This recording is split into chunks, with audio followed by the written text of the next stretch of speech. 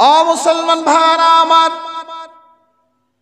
কিরকম ভাবে রূহ কবজ করে নবীজি সাল্লাল্লাহু আলাইহি ওয়াসাল্লাম সেই জায়গায় মেরাজে আজরাইলকে এই কথাটাও জিজ্ঞাসা করলেন, ওগো আজরাইল, বলো দেখি কোন মানুষের রূহ যখন তুমি কবজ করো তখন সেই মানুষটার কি পরিমাণ কষ্ট হয়। আজরাইল আলাইহিস সালাতু ওয়াস সালাম ডাক দিয়া বললেন, ইয়া রাসূলুল্লাহ, ইয়া হাবিবাল্লাহ, কি পরিমাণ কষ্ট হয় তা আমি বলতে পারবো না, তবে একজন পয়গম্বর যার নাম হলো পয়গম্বর ইদ্রিস আলাইহিস সালাতু ওয়াস সালাম, তিনি তার মৃত্যুর সময়ের আগে একবার মৃত্যুবরণ করতে চাইলেন। আমি তাকে মৃত্যুর আগে একবার তার রূহটাকে কবজ করলাম, এরপর তাকে আবার আল্লাহ রাব্বুল আলামিন জীবিত করা হলো। তাকে আমি জিজ্ঞাসা করেছিলাম, ওগো পয়গম্বর ইদ্রিস, বলো দেখি কোন মানুষের রূহ যখন কবজ করা হয় তখন সেই মানুষটার কি পরিমাণ কষ্ট হয়। পয়গম্বর ইদ্রিস আলাইহিস সালাতু ওয়াস সালাম ডাক দিয়া বললেন, এই কষ্টের মধ্যে সবচেয়ে ছোট কষ্ট হলো কোনো একটা গরুকে অথবা কোনো একটা বকরিকে অথবা কোনো একটা উটকে যদি জীবন্ত অবস্থায় জবাই না করে তাকে মারা ছাড়া জীবন্ত অবস্থায় জেতা অবস্থায় তার চামড়াটাকে তার শরীর থেকে খোসা নেওয়া হয়, তার চামড়াটাকে তার শরীর থেকে যদি আলাদা করে নেওয়া হয়, তার যেই পরিমাণ কষ্ট হবে তার চেয়েও বেশি কষ্ট হয়। মুসলমান, এই জন্য মৃত্যু আমাদের আসবেই। আল্লাহ রাব্বুল আলামিন কুরআনে হাকীমের মধ্যে বলেন, কুল্লু নাফসিন যায়িকাতুল মাউত। পৃথিবীতে যত প্রাণীকুল আছে, পৃথিবীতে যত মানুষ আছে, পৃথিবীতে যত জিন আছে, পৃথিবীতে যত মাখলুকাত আছে, আল্লাহ রাব্বুল আলামিন যাদের ভিতর রূহ নামক জিনিসটা দান করেছেন, প্রত্যেকটা মানুষই একদিন না একদিন মৃত্যুবরণ করবে। মুসলমান, এবার আমি আপনাদেরকে ডাক দিয়া জিজ্ঞাসা করি, মাহিল্লা এলাকার মানুষের ভিতর রূহ আছে না নাই? আওয়াজে বোঝা যায় নাই। ওই পাশের মানুষগুলোর মনেও নাই, আছে। মুসলমান, যদি থাকে, আল্লাহ বলেন যদি থাকে, রূহ যদি থাকে তাহলে আপনাকে মরতে হবে। রূহ যদি থাকে, আজরাইল আলাইহিস সালাতু ওয়াস সালাম আপনার রূহ কবজ করবে। এই জন্য আপনার আমার উচিত আমরা যেন সব সময় এট এ টাইম মৃত্যুর জন্য প্রস্তুতি গ্রহণ করি।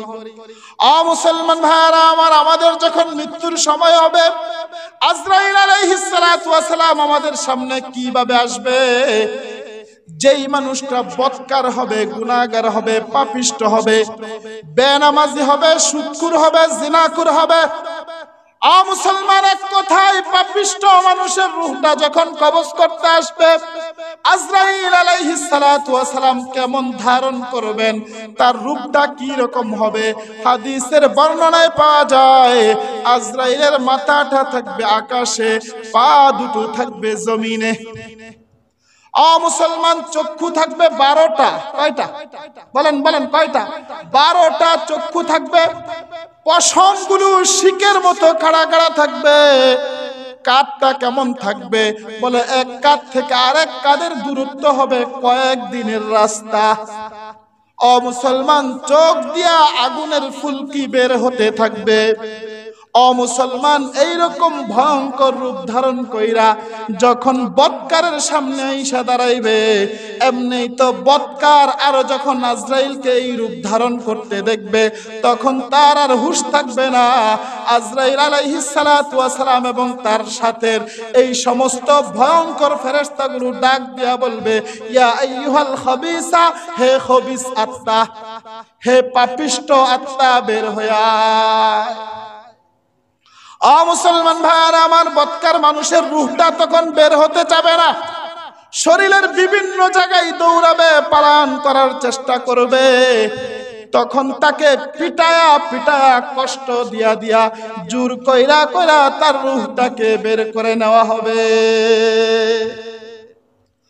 মুসলমান, যখন নেককার মানুষের রূহটা কবজ করবে, নেককার মানুষের সামনে যখন আজরাইল আসবে, তার সাথে 500 ফেরেশতা আসবে, ফুলের তোড়া নিয়ে আসবে, তার সামনে জান্নাতটাকে এইভাবে ধরবে। মুসলমান তাকে আহলান সাহলান জানাবে, ডাক দিয়া বলবে, ইয়া আইয়াতুহান নাফসুল মুতমাইন্নাহ ইরজিই ইলা রাব্বিকি রাদিয়াতাম মারদিয়াহ ফাদখুলি ফি ইবাদি ওয়াদখুলি জান্নাতি। ইয়া আইয়াতুহান নাফসুল মুতমাইন্নাহ, হে প্রশান্ত আত্মা, ইরজিই ইলা রাব্বিকি রাদিয়াতাম মারদিয়া, তুমি তোমার রবের দিকে ফিরে যাও। বলো কার দিকে? সন্তোষজনকভাবে, সন্তোষজনকভাবে। ফাদখুলি ফি ইবাদি ওয়াদখুলি জান্নাতি, এবং তুমি তোমার রবের জান্নাতে ঢুকে যাও। মুসলমান কেমন কেমন এবার বলেন, আমি কি বদকার না নেককার? আমার রূহটা কিভাবে আজরাইল আলাইহিস সালাতু ওয়াস সালাম কবজ করতে আসবে?